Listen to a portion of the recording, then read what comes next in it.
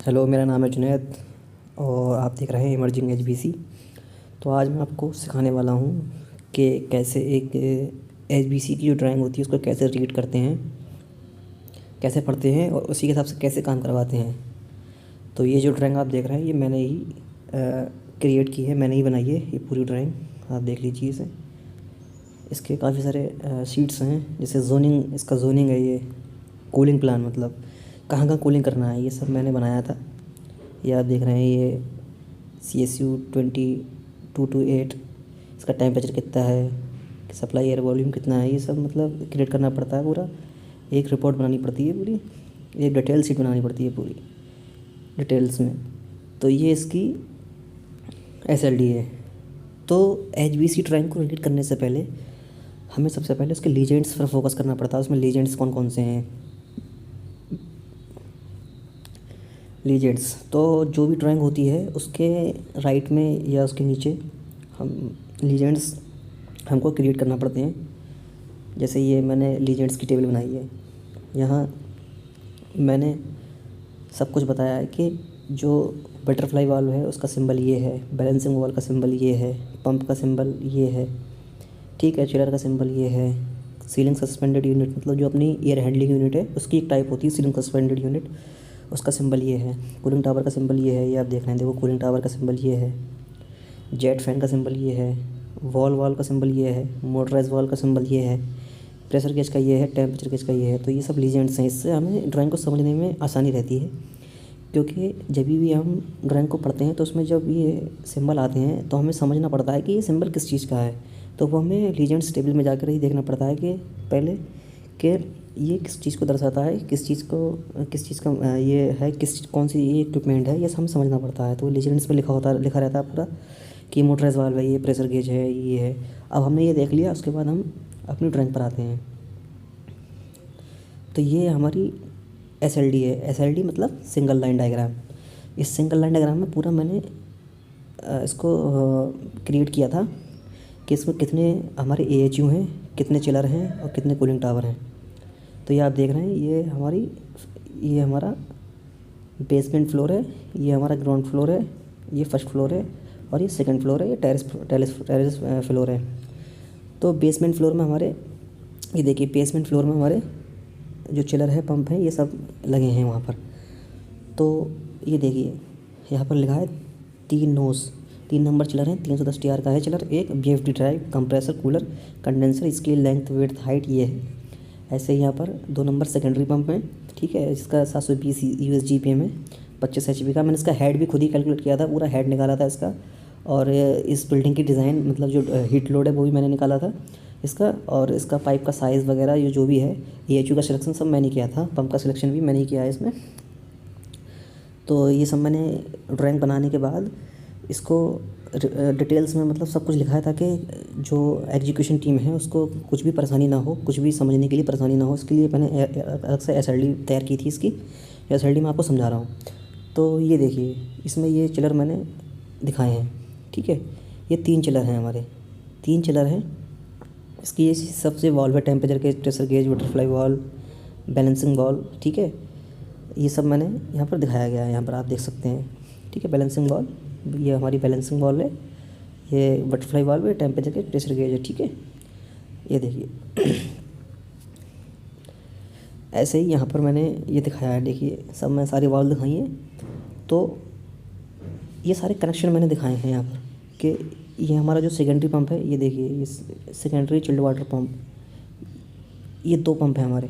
इसकी फिटिंग से पूरी के प्रेशर गेज में सिर्फ प्रेशर गेज ही लगाया था मैंने, और वाइस स्ट्रेनर और बटरफ्लाई वाल्व। ऐसे ही यहाँ पर NRV, pressure gauge and butterfly valve, ठीक है। कुछ लोग यहाँ पर टेम्परेचर गेज भी लगाते हैं, तो लेकिन मैंने अगर नहीं भी लगाया तब भी चलता है वो। तो मैंने सिर्फ प्रेशर गेज ही लगाया था यहाँ पर। बाकी ये हमारे देखो लिखा है 3 nos primary chilled water pump, 720 GPM। इसका एरो देखो इस साइड में है। तो यहाँ ये प्राइमरी पंप हैं, 3 प्राइमरी पंप हैं। इसकी फिटिंग्स ये देखिए आप, ये फिटिंग्स हैं इसकी। और यहाँ पर ये हमारे कंडेंसर वाटर पंप, जो कूलिंग टावर वाले पंप हैं, वो 3 नंबर के वो हैं, ठीक है।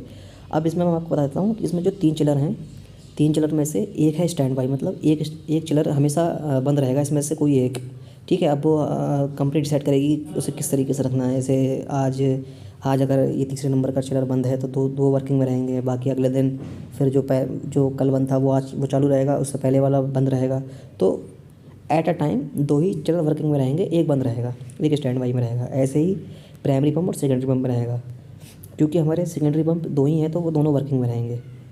मैंने इस तरीके से इसका डिज़ाइन किया है, ठीक है। ये इसकी सप्लाई लाइन जाती है, ये देखो इसकी सप्लाई लाइन ये गई, ये इसकी सप्लाई लाइन गई, ये देखो ये सेकेंडरी पंप से सप्लाई लाइन गई EHU में। EHU में सप्लाई जाने के बाद EHU में, इस EHU की जो फिटिंग्स हैं इसमें गई, ये देखो वाल्व है, ये वाइट स्टैंडर्ड है, टेम्परेचर गेज, प्रेशर गेज, इसके बाद temperature gauge, pressure gauge, motorise valve और वाल्व, ठीक है। ये यहाँ से होती हुई हमारी जो प्राइमरी पंप की लाइन है उसमें चली जाएगी ये, ठीक है। उसके बाद ये हमारा ग्राउंड फ्लोर है, ठीक है, ये ग्राउंड फ्लोर है। फिर ऐसे ही हमारा फर्स्ट फ्लोर पे भी हमने जो कनेक्शन दिया है फर्स्ट फ्लोर पे वो ग्राउंड फ्लोर से ही दिया है, ठीक है।